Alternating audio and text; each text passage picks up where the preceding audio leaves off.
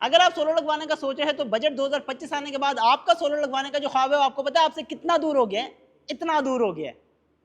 तो अगर solar panel की बात करें ना तो पाकिस्तान के अंदर सोलर पैनल की जो प्राइसेस है वो बहुत ज़्यादा मुनासिब हो गई थी और स्टेबल हो गई थी, जिसकी वजह से पाकिस्तानियों ने बहुत ज़्यादा सोलर पैनल लगाए और जो सूरज की गर्मी थी ना उससे बिजली बनाना शुरू कर दी है। तो अब मैं आपको बता दूं कि पाकिस्तानियों ने 2024 के अंदर कितने सोलर पैनल इंपोर्ट किए हैं। तो तकरीबन 16 से 17 गीगावाट के पैनल पाकिस्तान ने इंपोर्ट किए थे चाइना से। तो अगर मैं आपको एग्जाम्पल दूं कि 16 से 17 गीगावाट कितना होता है, उसको हम इस तरह से देख सकते हैं कि एक जो नॉर्मल घर होता है एक कनाल का, उसके ऊपर अगर आप सोलर पैनल लगवाते हैं तो आपके तकरीबन 15 से 20 किलोवाट के पैनल लगते हैं। अगर हम बात करें पाकिस्तान के सबसे बड़े डैम की तो उसकी जो कैपेसिटी है वो होती है तकरीबन 3500 मेगावाट। तो इस हिसाब से अगर हम टोटल कैलकुलेशन करें तो तकरीबन 4 तरबेला डैम जितनी जो बिजली होती है ना वो पाकिस्तानियों चाइना से इंपोर्ट करवा ली है सोलर पैनल की फॉर्म में। लेकिन अब यही सोलर पैनल की प्राइसेस जो काफी अर्से से स्टेबल थी और नॉर्मल चल रही थी वो बढ़ने वाली है। उसकी रीजन ये है कि इसके ऊपर लगने जा रहा है जीएसटी। पहले इसके ऊपर जीएसटी जो है वो नहीं होता था, अब उसके ऊपर 18% का जीएसटी लग रहा है। तो फॉर एग्जाम्पल अगर आप 1 लाख रुपए का पैनल खरीदेंगे तो उसके ऊपर आपको 18,000 रुपए और देने पड़ेंगे टैक्स की सूरत में। तो ये जो मैंने आपको कैलकुलेशन बताई है ये बेसिकली इंपोर्टेड सोलर पैनल की प्राइसेस के ऊपर है। तो आपके जो सोलर पैनल इंपोर्टेड होते थे उन सबके ऊपर 18% का जीएसटी लग जाएगा